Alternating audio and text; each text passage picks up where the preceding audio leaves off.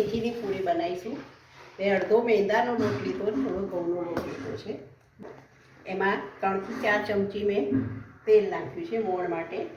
એમાં પ્રમાણસર મીઠું નાખીશું. અજમો ક્રશ કરી હાથેથી અમે નાખીશું. કોથમીરના પાન નાખી દઈશું. ચપટી જ ખાંડ નાખીશું અને જે આ મેથી છે એને ઘીમાં મેં સાતળી દીધી છે, એડ કરી દઈશું. ચમચી હળદર નાખીશું. 2 ચમચી લાલ મરચું નાખીશું.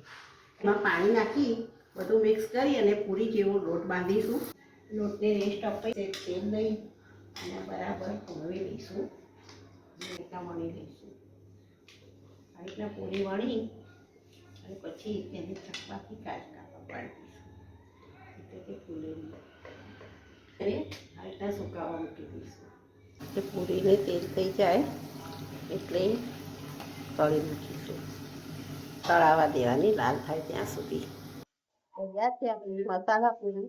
ચા સાથે સર્વ કરીશું.